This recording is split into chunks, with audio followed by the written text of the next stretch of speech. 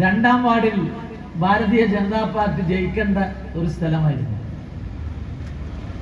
അവസാനം നാറാത്ത സുഡാപ്പിക്കാർ കോൺഗ്രസുകാരുടെയും പ്രത്യേകിച്ച് മുസ്ലിം ലീഗുകാരുടെയും ഒക്കെ വീട് കയറി പറഞ്ഞു, ഇവിടെ BJP ജയിക്കും, BJP ജയിച്ചാൽ പിന്നെ നിങ്ങൾക്ക് ബീഫ് തിന്നാൻ പറ്റില്ല, അതുകൊണ്ട് അമ്മമാരെ ഉമ്മമാരെ നിങ്ങൾ മാർക്സിസ്റ്റ് പാർട്ടിക്ക് വോട്ട് ചെയ്യണം. അങ്ങനെയാണ് ചെറിയ വോട്ടിൽ ഞങ്ങൾ തോൽപ്പിച്ചത്. ഇവിടെ കേരളം ആര് ഭരിക്കണമെന്ന് തീരുമാനിക്കുന്നത് നമ്മുടെ രാഷ്ട്രീയത്തിലെ ചാണക്യൻ കേന്ദ്ര ആഭ്യന്തര മന്ത്രി അമിത്ഷാ ആയിരിക്കുമെന്ന് കൂടി ഞാൻ പറയാൻ ഓർപ്പിക്കുക. കേരള രാഷ്ട്രീയം കലങ്ങി മറിയാണ്, കലങ്ങി തെളിയാണ്, യാതൊരു സംശയം വേണ്ട. എന്തുകൊണ്ടാണ് ഭാരതീയ ജനതാ പാർട്ടിക്ക് ഇത്രമാത്രം ജനപിന്തുണ കേരളത്തിൽ കിട്ടുന്നത്? അതിന് ഒരുപാട് കാരണങ്ങളുണ്ട്. വളരെ ചുരുക്കി പറഞ്ഞാൽ രണ്ട് കാരണം ഞാൻ പറയാം. ഒന്ന്, നരേന്ദ്രമോദിയുടെ അഴിമതിയില്ലാത്ത ഭരണം. രണ്ട്, അദ്ദേഹത്തിന്റെ ക്ഷേമ വികസന പ്രവർത്തനങ്ങൾ. നമ്മുടെ നാട്ടിലെ പല ചെറുപ്പക്കാരും എന്നോട് ചോദിക്കാറുണ്ട്, എങ്ങനെയാണ് മോദിക്ക് ഇത്രമാത്രം ഡെവലപ്മെന്റ് കൊണ്ടുവരാൻ പറ്റുന്നത്? നിങ്ങൾ നോക്ക്, റെയില്, റോഡ്, സീപോർട്ട്, എയർപോർട്ട് എന്ന് വേണ്ട സമസ്ത മണ്ഡലങ്ങളിലും വികസനത്തിന്റെ മഹാ അത്ഭുതങ്ങൾ നമ്മുടെ രാജ്യത്ത് കഴിഞ്ഞ 12 വർഷമായി കണ്ടുവരികയാണ്. അതിന് കാരണം എന്താണെന്നറിയോ? മോദി ഒരു നയാ പൈസ കാക്കൂല, ഖജനാവ് അദ്ദേഹം സംരക്ഷിക്കുകയാണ്. അതിന്റെ ഏറ്റവും വലിയ തെളിവ് ഞാൻ നിങ്ങൾക്ക് പറഞ്ഞുതരാം. അവസാനത്തെ UPA ഗവൺമെന്റ് 5 കൊല്ലം കൊണ്ട് 12 ലക്ഷം കോടിയുടെ അഴിമതിയാണ് നടത്തിയതെങ്കിൽ ഈ കഴിഞ്ഞ ബഡ്ജറ്റിൽ നരേന്ദ്രമോദി ഇൻഫ്രാസ്ട്രക്ചർ ഡെവലപ്മെന്റിന് മാത്രം മാറ്റിവെച്ചത് 12 ലക്ഷം കോടിയാ. കഴിഞ്ഞ ബഡ്ജറ്റിലെ ക്യാപിറ്റൽ ഇൻവെസ്റ്റ്മെന്റ് നിങ്ങൾ നോക്കിയാൽ മതി. ₹1 കാക്കൂലെങ്കിൽ ഇന്ത്യയിൽ ഇതുപോലെ ലക്ഷക്കണക്കിന് റുപ്യയുടെ വികസനം നടത്താൻ പറ്റുമെന്നതിന്റെ തെളിവാണ് ഓരോ വർഷവും 12 lakh crore investment, capital investment, infrastructure ഡെവലപ്മെന്റിന് വേണ്ടി നരേന്ദ്രമോദി മാറ്റിവെച്ചിട്ടുണ്ട്. അപ്പൊ അഴിമതി ഇല്ലാത്തതാണ് നരേന്ദ്രമോദിയെ ജനങ്ങൾ ഇഷ്ടപ്പെടാൻ കാരണം. നരേന്ദ്രമോദി ആ അഴിമതിയില്ലാത്ത ഭരണത്തിലൂടെ നമ്മുടെ നാട്ടിൽ ഇൻഫ്രാസ്ട്രക്ചർ ഡെവലപ്മെന്റ് കൊണ്ടുവന്നത് ആളുകൾക്ക് വലിയ ഇഷ്ടമായിട്ടുണ്ട്. പ്രിയപ്പെട്ട രക്ഷിതാക്കളെ, ഇപ്പൊ സ്കൂള് പൂട്ടാൻ പോവാ, ഇലക്ഷൻ കഴിഞ്ഞാല് സ്കൂള് പൂട്ടിയിരിക്കുകയാണ്, വെക്കേഷൻ വരികയാണ്. നിങ്ങളെ കുട്ടികളെല്ലാം കൂട്ടി കൊറോണയ്ക്ക് ശേഷം എല്ലാവരും ഇപ്പൊ ടൂറിന് പോകുന്ന ഒരു കൾച്ചർ തുടങ്ങിയിട്ടുണ്ട്. നല്ലത്.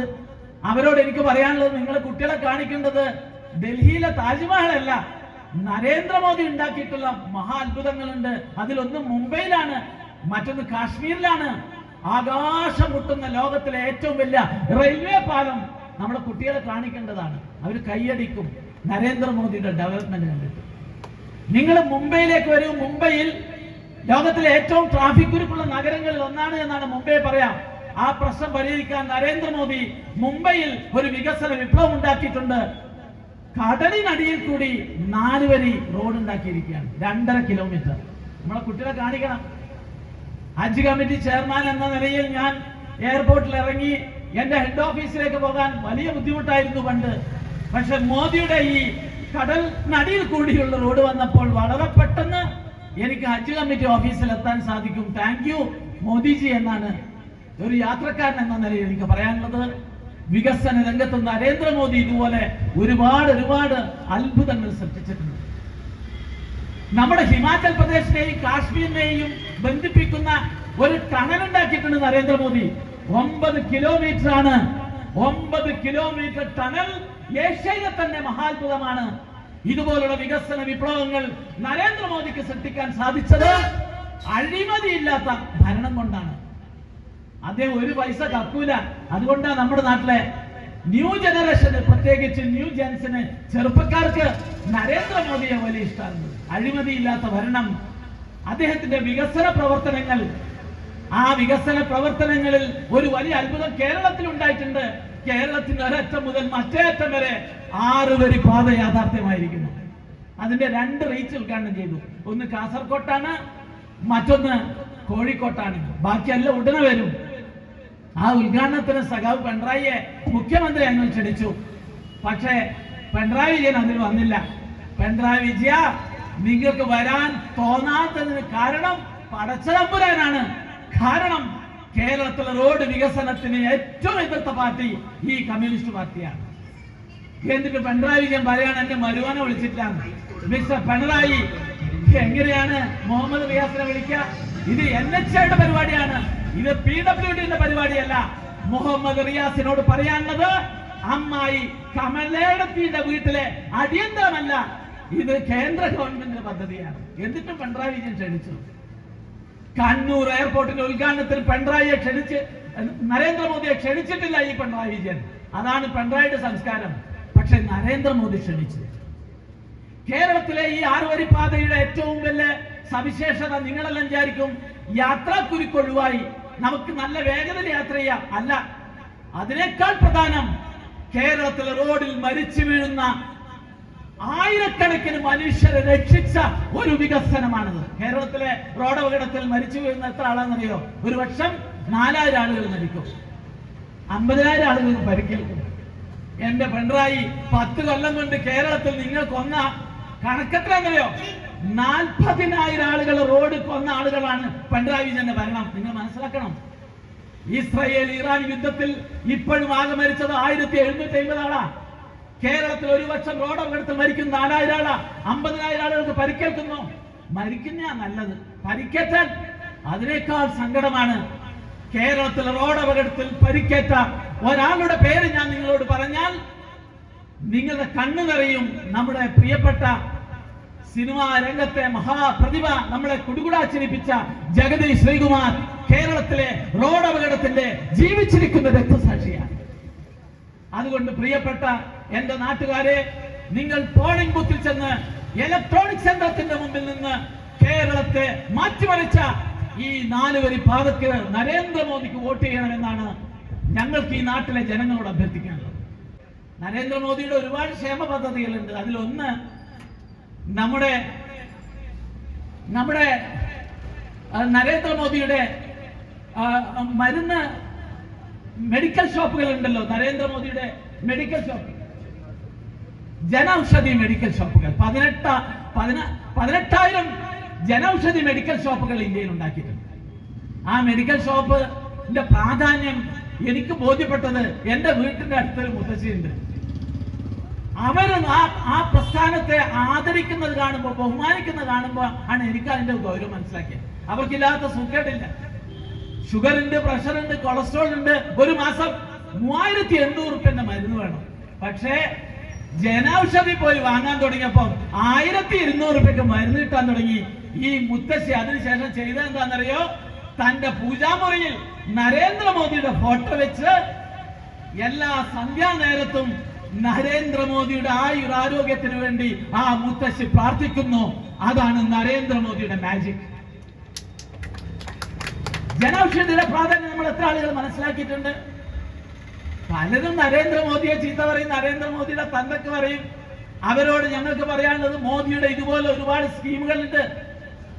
മറ്റൊന്ന് കൃഷി സമ്മാൻ നിധിയാണ്. കൃഷി സമ്മാൻ നിധിയെ കുറിച്ച് പറയുകയാണെങ്കിൽ എന്റെ പ്രസംഗം കേൾക്കുന്ന എല്ലാവരും കൃഷിക്കാരുടെ മക്കളാണ്. ഞാൻ നല്ലൊരു കൃഷിക്കാരന്റെ മകനാണ്. എന്റെ വാപ്പ പലചരക്ക് കച്ചവടക്കാരനാണെങ്കിലും നല്ല കൃഷിക്കാരനായിരുന്നു. നെല്ലും അതുപോലെ തെങ്ങും കവുങ്ങും മാത്രമല്ല, ഉഴുന്നും കുരുമുളകും എള്ളും കൃഷി ചെയ്ത ആളാണ്. പാമ്പുരുത്തിയിൽ ആദ്യം എള്ളു കൃഷി ഇൻട്രൊഡ്യൂസ് ചെയ്ത എന്റെ വാപ്പ. അങ്ങനെയുള്ള കൃഷിക്കാരനായിട്ടുള്ള എന്റെ വാപ്പ തെരഞ്ഞെടുപ്പ് സീസണുകളിൽ വീട്ടിൽ വരുമ്പോൾ കോൺഗ്രസുകാരുടെയും കമ്മ്യൂണിസ്റ്റുകാരുടെയും മുഖത്ത് നോക്കി ചോദിച്ച ഒരു ചോദ്യം എന്റെ ചുണ്ടിൽ തത്തിക്കളിക്കുന്നുണ്ട്. അദ്ദേഹം പറഞ്ഞത്, എടോ കോൺഗ്രസ് കമ്മ്യൂണിസ്റ്റ്, നിങ്ങൾ മാറി മാറി ഭരിച്ചിട്ട് മണ്ണിൽ കനകം വിളയിക്കുന്ന കൃഷിക്കാർക്ക് ഒരു നയപൈസ തന്നിട്ടുണ്ടോ? ഈ ചോദ്യത്തിന് നരേന്ദ്രമോദി ഉത്തരം പറഞ്ഞിരിക്കുന്നു. അതാണ് കൃഷി സമ്മാൻ നിധി. കേരളത്തിൽ എല്ലാ വർഷവും 6000 രൂപ അക്കൗണ്ടിലെത്തുന്നു. കേരളത്തിൽ നരേന്ദ്രമോദി കൊടുത്തത് 27 ലക്ഷം ആളുകളുടെ അക്കൗണ്ടിൽ 44,000 രൂപ കൊടുത്തിരിക്കുന്നു. പിണറായി, ഇങ്ങളെ പെൻഷൻ, ആ കുഞ്ഞു പെൻഷൻ അത് ഇടയ്ക്കിടയ്ക്കേ കിട്ടും. അതുപോലെയല്ല, ഇത് കൃത്യമായി കിട്ടും. 27 ലക്ഷം ആളുകൾക്ക് 44,000 രൂപ അക്കൗണ്ടിൽ കൊടുത്തു. ഞാൻ ഉറപ്പിച്ചു പറയുന്നു, ഈ കൃഷിക്കാർ പോളിംഗ് ബൂത്തിൽ ചെന്ന് നരേന്ദ്രമോദിയെ മനസ്സിലോർത്ത് ഞങ്ങൾക്ക് വോട്ട് ചെയ്യും. ഞങ്ങൾ ഇവിടെ ജയിക്കും ഭരിക്കും എന്ന് പറയുന്നത് വെറുതെ അല്ല. കേരളത്തിൽ നരേന്ദ്രമോദിയുടെ ക്ഷേമ പദ്ധതികൾ കുളിർമഴയെ പെയ്തിറങ്ങിയിട്ടുണ്ട്. ഒരു ക്ഷേമ പദ്ധതി കൂടി വിശദീകരിച്ചുകൊണ്ട് ഞാൻ ക്ഷേമ പദ്ധതിയിൽ നിന്ന് വിട്ടുപോകാം. ഒരുപക്ഷെ നമ്മുടെ നാട്ടിൽ ഏറ്റവും കൂടുതൽ അവഗണിക്കപ്പെട്ട ഒരു വിഭാഗമുണ്ട്. ആരാന്നറിയോ? തെരുവ് കച്ചവടക്കാർ. ഇപ്പൊ നമ്മുടെ ഈ മാർക്കറ്റിൽ, ഈ ടൗണിൽ കച്ചവടം ചെയ്യുന്നവർക്കെല്ലാം ലൈസൻസ് ഉണ്ട്, കടക്ക് പേരുണ്ട്, അവർക്ക് അഡ്രസ് ഉണ്ട്. പക്ഷേ പ്രിയപ്പെട്ടവരെ, നിങ്ങൾ അറിയുമോ, നമ്മുടെ നാട്ടിൽ ലക്ഷക്കണക്കിന് തെരുവ് കച്ചവടക്കാർ, പ്രത്യേകിച്ച് നമ്മുടെ സിറ്റികളിലുണ്ട്. അവരെ ആരും ശ്രദ്ധിച്ചിട്ടില്ല, അവരെ ആരും തിരിഞ്ഞുനോക്കിയിട്ടില്ല. മഹാത്മാഗാന്ധി രാഷ്ട്രീയ പ്രവർത്തകർക്ക് നൽകിയിട്ടുള്ള രഹസ്യത്തിന്റെ, നിങ്ങളൊരു നയം രൂപീകരിക്കുമ്പോൾ ജീവിതത്തിൽ കണ്ടുമുട്ടിയ ഏറ്റവും പാവപ്പെട്ട മുഖം ഓർമ്മിക്കണം. നരേന്ദ്രമോദി തെരുവ് കച്ചവടക്കാരന്റെ മുഖം ഓർമ്മിച്ചു. എന്നിട്ട് PM സ്വാനിധി നടപ്പിലാക്കി. എന്താ അതിന്റെ ടെക്നിക്ക്? തെരുവ് കച്ചവടക്കാരന് ഒരു അഡ്രസ്സും വേണ്ട, ഒരു പഞ്ചായത്ത് മെമ്പറുടെ കൗൺസിലറുടെ കത്ത് മതി. എന്നിട്ട് നേരെ ബാങ്കിൽ പോയാല് അവർക്ക് അവിടുന്ന് 10,000 രൂപ ലോൺ കിട്ടും. അതിന് പലിശയില്ല. തിരിച്ചടച്ചാൽ വീണ്ടും 20,000 കിട്ടും, പിന്നെ 50,000 കിട്ടും, പിന്നെ 1,00,000 കിട്ടും. ഇങ്ങനെ പാവപ്പെട്ട തെരുവ് കച്ചവടക്കാർക്ക് നരേന്ദ്രമോദി നൽകിയിട്ടുള്ള ആശ്വാസം മഹത്തരമാണ്. എന്റെ ഒരു അനുഭവം പറയാം. ആ പദ്ധതിയുടെ ഒരു പ്രാധാന്യം എന്റെ മനസ്സിൽ തട്ടിയ ഒരു അനുഭവം നിങ്ങളുടെ മുമ്പിൽ പങ്കുവെക്കാനാണ് ഞാൻ പറയുന്നത്. ഇതുപോലെ പാർട്ടി പ്രവർത്തനത്തിന് ഞാൻ കണ്ണൂരിൽ നിന്ന് കോഴിക്കോടേക്ക് പോവാണ്. അപ്പൊ ഞാനും ഡ്രൈവർ രമേശനും കൂടി വടകരയിൽ വെച്ച് ഒരു കടയിൽ കയറി ചായ കുടിച്ചു. നല്ല എണ്ണക്കടി, നല്ല ചായ. അപ്പൊ നല്ല തിരക്കായിരുന്നു. എന്നെ കണ്ട ഉടനെ ആ ചായക്കടക്കാരൻ വന്ന് ഒരു സെൽഫി എടുത്തിട്ട് എന്റെ ചെവി പറഞ്ഞു, അബ്ദുള്ള കുട്ടി, ഞാൻ നിങ്ങളെ സോഷ്യൽ മീഡിയയിൽ ഒരുപാട് നിങ്ങളെ തന്തക്ക് പറഞ്ഞിട്ടുണ്ട്, നിങ്ങളെ ഉപ്പാക്ക് പറഞ്ഞിട്ടുണ്ട്, നിങ്ങളെ ഉമ്മാക്ക് പറഞ്ഞിട്ടുണ്ട്, മോദിയെയും പറഞ്ഞിട്ടുണ്ട്. പക്ഷെ ഇപ്പൊ ഞാൻ നിങ്ങളെ നരേന്ദ്രമോദിയുടെ ഫാനാണ്. ഞാൻ ചോദിച്ചു എന്താ കാരണം? അപ്പൊ അദ്ദേഹം പറഞ്ഞു, നരേന്ദ്രമോദിയുടെ PM സ്വാനിധിയിൽ നിന്ന് 1,00,000 കിട്ടിയ ഒരാളാണ് ഞാൻ. എന്റെ കുടുംബത്തിന് നരേന്ദ്രമോദിയോട് അത്രമാത്രം നന്ദിയുണ്ട്, ഞങ്ങൾ ഒരിക്കൽ മറക്കില്ല. അപ്പൊ ഞാൻ തമാശക്ക് തിരിച്ചു പറഞ്ഞു, എന്നാ മോദിയുടെ ചെറിയ ഒരു ഫോട്ടോ നമുക്ക് ഈ തട്ടുകട മുമ്പിൽ വെക്കണം. പറഞ്ഞു അത് ശരിയാവില്ല, അത് വെച്ചാൽ ചിലപ്പോ ഈ ചായ കുടിക്കാൻ വരുന്ന ആളുടെ എണ്ണം കുറഞ്ഞു. നമ്മുടെ നാട്ടിൽ രാഷ്ട്രീയം അങ്ങനെയാണല്ലോ. പക്ഷെ ഞാൻ കാറിൽ കയറുമ്പോൾ ആ ചെറുപ്പക്കാരൻ പറഞ്ഞൊരു ഡയലോഗ് ഉണ്ട്, പ്രിയപ്പെട്ട അബ്ദുള്ള കുട്ടി, നരേന്ദ്രമോദിയുടെ ചിത്രം എന്റെ മാത്രമല്ല, എന്റെ ഭാര്യയുടെയും മക്കളുടെയും ഹൃദയത്തിനുള്ളിൽ ഞങ്ങൾ സൂക്ഷിക്കുന്നുണ്ട്. അതാ നരേന്ദ്രമോദി. നരേന്ദ്രമോദിക്ക് അനുകൂലമായി മുസ്ലിം ചെറുപ്പക്കാർ വോട്ട് ചെയ്യും, യാതൊരു സംശയമില്ല. നമ്മുടെ നാട്ടിൽ എല്ലാവരും പറയുന്നത് മുസ്ലിങ്ങൾക്കെതിരാണ് BJP എന്ന്. പ്രിയപ്പെട്ടവരെ, ഒരുപക്ഷെ ചെറുപ്പത്തിലെ MP ആയതുകൊണ്ട് ഇന്ത്യ മുഴുവൻ കണ്ട ഒരാളാണ്. ഇപ്പോൾ ഹജ്ജ് കമ്മിറ്റി ചെയർമാൻ ആയതുകൊണ്ട്, പാർട്ടിയുടെ ദേശീയ ഭാരവാഹി ആയതുകൊണ്ട് ഇന്ത്യ മുഴുവൻ വീണ്ടും യാത്ര ചെയ്യാൻ അവസരം കിട്ടിയ ഒരാളാണ്. ഞാൻ നിങ്ങളെ UP-യിലേക്ക് ക്ഷണിക്കുന്നു. നാറാത്ത് ബസാറിലെ സുഡാപ്പിക്കാർ മനസ്സിലാക്കാൻ വേണ്ടിയാണ് പ്രസംഗിക്കുന്നത്. ഞങ്ങളെ 2-ാം വാർഡിൽ CPM-മാർക്ക് വോട്ട് മറിച്ചു കൊടുത്ത് ഇത് മുസ്ലിങ്ങൾക്ക് എതിരാണെന്ന് പറഞ്ഞ് ഞങ്ങളെ തോൽപ്പിച്ച സുഡാപ്പികൾക്ക് വേണ്ടി ഞാൻ UP-യെ പരിചയപ്പെടുത്തുകയാണ്. സാക്ഷാൽ യോഗി ആദിത്യനാഥിന്റെ UP. എന്തായിരുന്നു UP-യിൽ മുലായം സിംഗിന്റെ കാലത്ത്, മായാവതിയുടെ കാലത്ത്, സാക്ഷാൽ കോൺഗ്രസിന്റെ കാലത്ത്? മുസ്ലിങ്ങളുടെ സ്ഥിതി ദയനീയമായിരുന്നു. ഒരു താറിട്ട റോഡ് ചെന്ന് അവസാനിക്കുന്ന സ്ഥലത്ത്, ഒരു ഇലക്ട്രിസിറ്റി വൈദ്യുതി ചെന്ന് അവസാനിക്കുന്ന സ്ഥലത്ത്, ഒരു കുടിവെള്ള പദ്ധതി ചെന്ന് അവസാനിക്കുന്ന സ്ഥലത്തായിരുന്നു മുസ്ലിങ്ങളുടെ കോളനി. മുസ്ലിങ്ങളുടെ കോളനിയിൽ ഇരുട്ടായിരുന്നു. ആ മുസ്ലിങ്ങളുടെ കോളനിയിലേക്ക് വെളിച്ചമെത്തിച്ചത്, വെള്ളമെത്തിച്ചത്, അവർക്ക് ടോയ്ലറ്റ് ഉണ്ടാക്കി കൊടുത്തത് യോഗിയും മോദിയുമാണ്. സബ്കാ സാത്ത് സബ്കാ വികാസ് എന്ന മുദ്രാവാക്യത്തെ അന്വർത്ഥമാക്കിക്കൊണ്ട് എല്ലാ മനുഷ്യരെയും ഒരുപോലെ കാണുന്ന ഒരു മഹാപ്രസ്ഥാനത്തിന്റെ പേരാണ് ദാമോദർ ദാസ് നരേന്ദ്രമോദി. ആ മോദിയുടെ ഭരണം നിങ്ങൾ കാണണം. നിങ്ങൾ കണ്ടില്ലേ, ബീഹാറില്, UP-യില് മുസ്ലിങ്ങൾക്ക് ഭൂരിപക്ഷമുള്ള മണ്ഡലങ്ങൾ പോലും ഭാരതീയ ജനതാ പാർട്ടി തങ്കത്താമര വിജയിക്കുന്നു. അവിടുത്തെ പാവപ്പെട്ടവർക്ക് മനസ്സിലായി, ഈ കോൺഗ്രസ്സുകാർ നമ്മളെ പറ്റിക്കായിരുന്നു. എല്ലാ തെരഞ്ഞെടുപ്പിലും വന്ന് ഒരു ബിരിയാണി പൊതിയും തന്ന്, അല്ലെങ്കിൽ കുപ്പിയും കഞ്ചാവും തന്ന് ഞങ്ങളെ കൊണ്ട് വോട്ട് ചെയ്യിപ്പിച്ച് ഞങ്ങളെ വോട്ട് ബാങ്കാക്കി ഞങ്ങളെ പറ്റിച്ച ഈ രാഷ്ട്രീയ പാർട്ടിയിൽ നിന്ന് വ്യത്യസ്തമാണ് സന്യാസികളെ പോലെ ജീവിതത്തിൽ മുഴുവൻ നാടിന് സമർപ്പിച്ച മഹാമനുഷ്യന്മാരുടെ ഭരണം, നരേന്ദ്രമോദിയുടെ ഭരണം, യോഗി ആദിത്യനാഥിന്റെ ഭരണം. മുസ്ലിങ്ങളിൽ ഏറ്റവും നല്ല മനുഷ്യർ എന്ന് പറയുന്നത് നമ്മുടെ ജിഫ്രി തങ്ങളുടെ സുന്നികളാണ്. അവര് നല്ല മാന്യന്മാരാ. അതുകൊണ്ടാണ് സുന്നി പ്രസ്ഥാനത്തിൽ ഇപ്പോൾ ലീഗിന്റെ നിയന്ത്രണം വിട്ടുപോയി. ലീഗിന്റെ നിയന്ത്രണം വിട്ടുപോയപ്പോ ചെറിയ തർക്കങ്ങളൊക്കെ വന്നു. ആ സുന്നി മദ്രസയിൽ പഠിച്ച ഒരാളാണ് നിങ്ങളോട് സംസാരിക്കുന്നത്. സുന്നി മദ്രസകളിൽ ഞങ്ങളെ പഠിപ്പിച്ചത് ദേശസ്നേഹം ഈമാന്റെ ഭാഗമാണ്. അതുകൊണ്ടാണ് എനിക്ക് ധൈര്യത്തിൽ പറയാൻ സാധിച്ചത് ഞാനൊരു ദേശീയ മുസ്ലിമാണ്.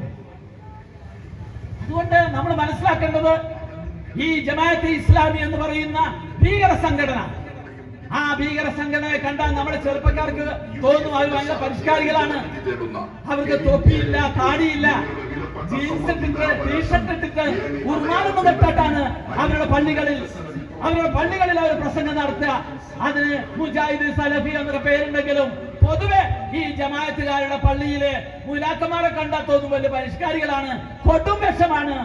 ഇവിടുത്തെ മനുഷ്യരെ തമ്മിലടിപ്പിക്കുന്ന ഈ രാജ്യത്തെ ഇസ്ലാമിക ഭരണം വന്നാൽ മാത്രമേ നമ്മുടെ നിസ്കാരം പോലും ശരിയാകുമെന്ന് പറയുന്ന ഏറ്റവും ഡേഞ്ചറസ് ആയിട്ടുള്ള, ലോകത്ത് മുഴുവൻ അശാന്തി ഉണ്ടാക്കുന്ന മൗദൂദിസത്തിന്റെ, സലഫിസത്തിന്റെ, വഹാബിസത്തിന്റെ വക്താക്കളും പ്രയോക്താക്കളുമാണ് ഈ ജമാഅത്തെ ഇസ്ലാമി. ആ ജമാഅത്തെ ഇസ്ലാമിയെ കൂട്ടുപിടിച്ച് VD സതീശൻ രക്ഷപ്പെടും എന്നാണ് വിചാരിക്കുന്നതെങ്കിൽ ഇവിടുത്തെ മുസ്ലിം ഭൂരിപക്ഷം എന്ന് പറയുന്നത് സുന്നി വിഭാഗത്തിൽപ്പെട്ടവരാണ്. അവർക്കതിൽ പ്രതിഷേധമുണ്ട്, അമർഷമുണ്ട്. അവർ ഈ തെരഞ്ഞെടുപ്പിൽ അത് പ്രതിഫലിപ്പിക്കുമെന്ന് വിശ്വസിക്കുന്ന ഒരു രാഷ്ട്രീയ പ്രവർത്തകനാണ്. ഇപ്പോൾ പിണറായി വിജയൻ അവസാനം സുഡാപ്പികളെ കൂട്ടുപിടിച്ചിരിക്കുകയാണ്. നന്നായിട്ടുണ്ട്. ആരാ സുഡാപ്പികള്? ജമാഅത്തെ ഇസ്ലാമി താത്വികമായിട്ടാണ് തീവ്രവാദികളെങ്കിൽ ഇവർ പ്രായോഗികമായിട്ടാണ് തീവ്രവാദികൾ. ഇവരുടെ ഒരു പ്രധാനപ്പെട്ട ട്രെയിനിങ് കേന്ദ്രം ഉണ്ടായിരുന്നു മഞ്ചേരിയിൽ, ഗ്രീൻ വാലി. LDF-നും UDF-നും അത് തൊടാൻ പറ്റിയിട്ടില്ല. അതിനകത്ത് എന്താണ്, എങ്ങനെയാണ് ഒരു വെട്ടിന് ആളെ കൊള്ളണ്ടേന്ന് പരിശീലനം നടത്തി അവിടെ സുഡാപ്പികൾ PFI. ആണൊരുത്തൻ ആഭ്യന്തരമന്ത്രി അമിത്ഷാ, അദ്ദേഹത്തിന്റെ പോലീസ് വിമാനത്തിൽ വന്നു, ഗ്രീൻ വാലി പൂട്ടിച്ചു, എല്ലാ സുഡാപ്പികളെയും PFI-യെയും എടുത്ത് അങ്ങ് തിഹാർ ജയിലിൽ കൊണ്ടിട്ടു. ഇപ്പോൾ അവിടെ PFI-യുടെ കുറെ എണ്ണം ഗോതമ്പ് ഉണ്ട തിന്ന് കഴിഞ്ഞുകൊണ്ടിരിക്കുകയാണ്. നിങ്ങൾ മനസ്സിലാക്കണം, ഈ രാജ്യത്തെ ഏറ്റവും വലിയ തീവ്ര ഗ്രൂപ്പിനോട് ശക്തമായി നേരിട്ട പ്രസ്ഥാനം ഭാരതീയ ജനതാ പാർട്ടിയാണ്. ഭാരതീയ ജനതാ പാർട്ടി ഈ നാട്ടിലെ മഹാഭൂരിപക്ഷം മുസ്ലിങ്ങൾക്കെതിരല്ല, മുസ്ലിങ്ങൾക്കിടയിലെ പസ്മന്ത മുസ്ലിങ്ങൾ, ഏറ്റവും ദരിദ്രരായ മുസ്ലിങ്ങൾക്കൊപ്പമാണ് നരേന്ദ്രമോദിയുടെ ഭരണം. അതുകൊണ്ട് ഇവിടെ ഏറ്റവും വലിയ തീവ്രവാദി എന്ന് പറയുന്നത് സുഡാപ്പികളാണ്. PFI എന്താണ്? ആലപ്പുഴയിൽ ചെറിയ കൊച്ചു കുട്ടിയെ കൊണ്ട് വിളിപ്പിച്ച മുദ്രാവാക്യം എന്തായിരുന്നു? മുദ്രാവാക്യം അരിയും മലരും വാങ്ങിക്കോ, നിങ്ങളുടെ കാലം വരുന്നുണ്ട് എന്നല്ലേ മുദ്രാവാക്യം വിളിച്ചത്? അങ്ങനെയല്ലേ നമ്മുടെ ഒരു സ്പർദ്ധ ഉണ്ടായത്? ആ PFI നിരോധിച്ചു. അപ്പോൾ PFI-യുടെ പുതിയ നേതാവ് കേരളത്തിൽ പിറവിയെടുത്തിരിക്കുന്നു. അതാണ് നമ്മുടെ KM ഷാജി. എന്ന ഷാജി PFI-ക്കെതിരായിട്ടും ജമാഅത്തെ ഇസ്ലാമിക്കെതിരായിട്ടും നിങ്ങൾ പണ്ട് നടത്തിയ പ്രസംഗമൊക്കെ ഇന്ന് നമ്മുടെ സോഷ്യൽ മീഡിയയിൽ പാടി പറഞ്ഞ് നടക്കുന്നുണ്ട്. ഇപ്പോ KM ഷാജി മതമാണ് മതമാണ് മതമാണ് പ്രശ്നം, അധികാരം കിട്ടിയ എന്റെ സമുദായത്തിന് വേണ്ടിയാണ് ഭരിക്കുക എന്ന് പറയുന്നവനെ എങ്ങനെയാണ് മതേതരവാദി എന്ന് പറയാൻ പറ്റുക? എന്റെ പ്രിയപ്പെട്ട സുഹൃത്ത് ഷാജിയോട് പറയാനുള്ളത്, നിങ്ങളുടെ ആ പ്രസംഗം മാത്രം മതി. നിങ്ങൾ മതേതര കേരളത്തിലെ അപമാനമാണ്, പരിഹാസ്യമാണ് എന്ന് പറയാൻ. അതുകൊണ്ട് പ്രിയപ്പെട്ടവരെ, കേരള രാഷ്ട്രീയം കലങ്ങി തെളിയാണ്, കലങ്ങി മറിയാണ്. ഞങ്ങൾ ഉറച്ചു വിശ്വസിക്കുന്നത് ഈ രാജ്യത്ത് രാഷ്ട്രീയ രംഗത്ത് നല്ല മാറ്റം ഉണ്ടാവും. പുതിയ തലമുറ നരേന്ദ്രമോദിക്കൊപ്പം വരും. ഈ തെരഞ്ഞെടുപ്പിൽ വളരെ നിർണായകമായ മുന്നേറ്റം ഉണ്ടാക്കാൻ നല്ല പ്രതീക്ഷയാണ് ഞങ്ങൾക്കുള്ളത്. അതുകൊണ്ട് പ്രിയപ്പെട്ടവരെ, ഞങ്ങൾ അധികാരത്തിൽ വന്നാൽ ഈ കേരളത്തിന്റെ ഏറ്റവും വലിയ ശാപം എന്താണെന്നറിയാം? 22 മുഖ്യമന്ത്രിമാര് ഭരിച്ചിട്ട് 1.25 ലക്ഷം കോടി കടയുണ്ടായിട്ടുള്ളൂ. പിണറായി വിജയൻ 10 കൊല്ലം കൊണ്ട് 5 ലക്ഷം കോടി കടാക്കി. കേരളം കടക്കടിയിലാണ്. ഇപ്പൊ KSRTC-ക്കാർക്ക് മാത്രം ശമ്പളം കൊടുക്കാൻ പറ്റുമെങ്കിൽ ഇനിയിപ്പോ സർക്കാർ ജീവനക്കാർക്ക് ശമ്പളം കൊടുക്കാൻ പറ്റില്ല. പ്രിയപ്പെട്ടവരെ, കേരളത്തെ രക്ഷപ്പെടുത്തണമെങ്കിൽ കേരളത്തിൽ ഒരു ഡബിൾ എഞ്ചിൻ സർക്കാർ വരണം, നരേന്ദ്രമോദിയുടെ സർക്കാർ വരണം, രാജീവ് ചന്ദ്രശേഖരനെ പോലുള്ള വിശാലശാലിയായ ഒരാളെ കേരളം ഏൽപ്പിക്കണം. എന്നാലേ കേരളം രക്ഷപ്പെടും. കേരളത്തിന്റെ മുന്നോട്ട് പോക്കിന്റെ വികസനത്തിന്റെ അവസാനത്തെ ബസ്സാണ് ഈ തെരഞ്ഞെടുപ്പ്. നമ്മൾ ആ ബസ്സിൽ, NDAയുടെ ബസ്സിൽ, BJPയുടെ ബസ്സിൽ കയറി ഈ കേരളത്തെ രക്ഷിക്കുന്നില്ലെങ്കിൽ നമ്മുടെ കുട്ടികൾക്ക് ഇവിടെ പഠിക്കാൻ പറ്റുന്നില്ല, ഇവിടെ പണിയെടുക്കാൻ പറ്റുന്നില്ല. എന്റെ മോളും പഠിക്കാൻ ദുബായ് പോയിരിക്കുകയാണ്. നമ്മുടെ നാട്ടിൽ ആളുകൾക്ക് പഠിക്കാനും അല്ലെങ്കിൽ പണിയെടുക്കാനും പറ്റാത്ത വിധത്തിൽ ഈ കേരളത്തെ തകർത്ത് തരിപ്പണമാക്കിയത് ഇവരുടെ വികസന വിരുദ്ധ രാഷ്ട്രീയമാണ്.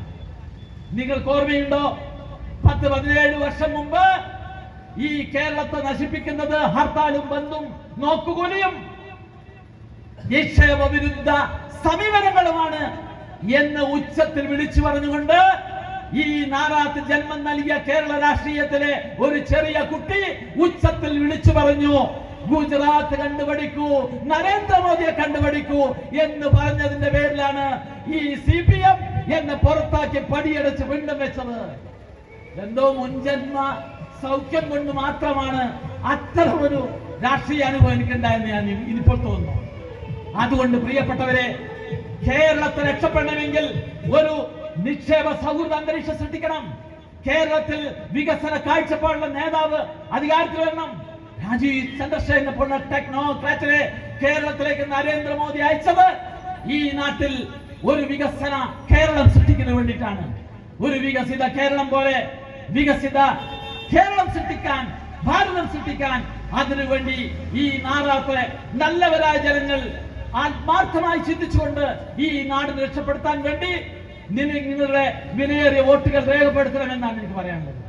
നിങ്ങൾ നോക്ക്, ഇന്നത്തെ ഈ രാഷ്ട്രീയ ഉത്സവത്തിനിടയിൽ കേരളത്തിലെ ഏറ്റവും കൂടുതൽ രാഷ്ട്രീയക്കാരും മാധ്യമങ്ങളും ചർച്ച ചെയ്യുന്ന പേരേതാണ്?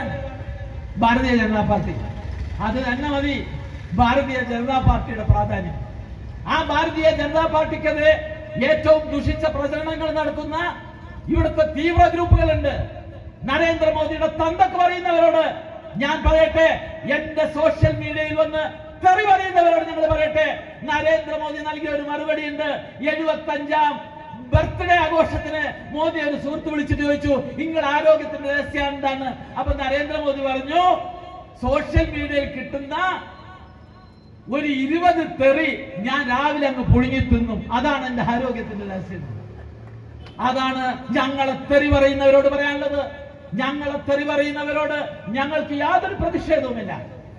വളരെ ക്ഷമയോടെ, വളരെ വളരെ ആത്മാർത്ഥതയോടുകൂടി ഞങ്ങൾ ഈ നാടിന്റെ പുരോഗതിക്ക് വേണ്ടി ആത്മാർത്ഥമായി പ്രവർത്തിക്കുമെന്ന് പറഞ്ഞുകൊണ്ട് അവസാനമായി നാഷണൽ ഹജ്ജ് കമ്മിറ്റിയുടെ ചെയർമാൻ സ്ഥാനത്ത് നിന്ന് എന്റെ കാലാവധി പൂർത്തിയാക്കുന്ന ഈ സന്ദർഭത്തിൽ ഒരു കാര്യം കൂടി പറയട്ടെ. പ്രിയപ്പെട്ട മുസ്ലിം സമുദായമേ, കേരളത്തിലെ ഹജ്ജ് ഒരു വലിയ കൊള്ള സംഘത്തിന്റെ കയ്യിലായിരുന്നു. അതിനെ നിയന്ത്രിക്കാൻ നരേന്ദ്രമോദിയുടെ അനുഗ്രഹത്തോടു കൂടി എനിക്ക് സാധിച്ചു. എന്തായിരുന്നു ഹജ്ജിന്റെ സ്ഥിതി? അഹമ്മദ് സാഹിബിന്റെ കാലത്ത് എന്തായിരുന്നു സ്ഥിതി? കോൺഗ്രസിന്റെ കാലത്ത് എന്തായിരുന്നു സ്ഥിതി? വെറും കൊള്ളയായിരുന്നു.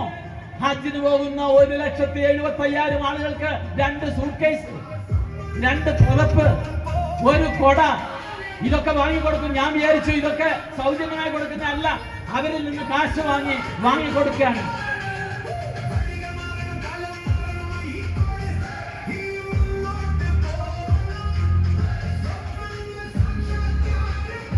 $1,75,000 ഹാജിമാർക്ക് ഇങ്ങനെ ബാഗും കൊടയും കൊടുക്കുന്നതിന് കോടിക്കണക്കിന് രൂപ കമ്മീഷൻ അടിക്കുന്ന കേന്ദ്രമായിരുന്നു മുംബൈയിലെ ഹജ്ജ് ഹൗസ്. ഞാൻ അവിടെ ചാർജ് എടുത്തപ്പോൾ ആ പരിപാടി അവസാനിപ്പിക്കുക മാത്രമല്ല, പഴയ കാര്യങ്ങൾ അന്വേഷിച്ച് അവിടുത്തെ സിഇഒയെയും ഡെപ്യൂട്ടി സിഇഒയെയും സസ്പെൻഡ് ചെയ്യുക മാത്രമല്ല ഡിസ്മിസ് ചെയ്യാൻ സാധിച്ച ഒരാളാണ്. ആ ധൈര്യം എനിക്ക് പകർന്നു തന്നത് അഴിമതി വിരുദ്ധ നിലപാട് സ്വീകരിക്കുന്ന നരേന്ദ്രമോദിയാണ്. പണ്ട് ഹജ്ജിന് കുറെ VIP-കൾ പോകും സർക്കാർ ചെലവില്. നമ്മുടെ ഗുലാം നബി ആസാദ് മുതൽ കുഞ്ഞാലിക്കുട്ടി വരെ എല്ലാ നേതാക്കന്മാരും പോകും. 100-300 ആളുകൾ അവസാനത്തെ വിമാനത്തിൽ പോകും, ആദ്യത്തെ വിമാനത്തിൽ തിരിച്ചു വരും, 5 സ്റ്റാർ ഹോട്ടൽ താമസിക്കും.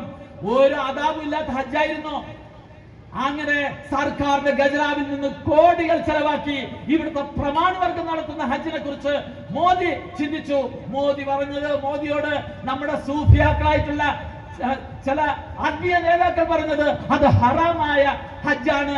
അങ്ങനെ ഇന്ത്യയിൽ ഹജ്ജിനെ ഹലാലാക്കി മാറ്റിയ നേതാവിന്റെ പേരാണ് നരേന്ദ്രമോദി. ആ നരേന്ദ്രമോദിക്കൊപ്പം പ്രവർത്തിക്കാൻ സാധിച്ചു. നിങ്ങൾ ഇങ്ങനെ നരേന്ദ്രമോദിയുടെ ഓരോ മേഖലയും നിങ്ങൾ ശ്രദ്ധിച്ചു നോക്കൂ. വികസനത്തിന്റെ മേഖല, ക്ഷേമത്തിന്റെ മേഖല, ഹജ്ജിന്റെ മേഖല, ഈ നാട്ടിലെ പാവപ്പെട്ടവർക്ക് വികസനം എത്തിക്കുന്ന നിലപാട്, ഇതെല്ലാം സത്യസന്ധമായ നിലപാടെടുത്തിട്ടുള്ള നരേന്ദ്രമോദിയെ നിങ്ങൾ അംഗീകരിക്കണം. നരേന്ദ്രമോദിയുടെ ഒരു പ്രതീകമാണ് നമ്മുടെ നാട്ടുകാരനായിട്ടുള്ള വിനോദ് കുമാർ, കെ വിനോദ് കുമാറിനെ താമര അടയാളത്തിൽ വോട്ട് ചെയ്ത് നല്ല ഭൂരിപക്ഷത്തിൽ വിജയിപ്പിക്കണമെന്ന് മാത്രം അഭ്യർത്ഥിച്ചുകൊണ്ട് അല്പം നീണ്ടുപോയ എന്റെ പ്രസംഗം അവസാനിപ്പിക്കുന്നു. നന്ദി, നമസ്കാരം, ജയ് ഭാരത്.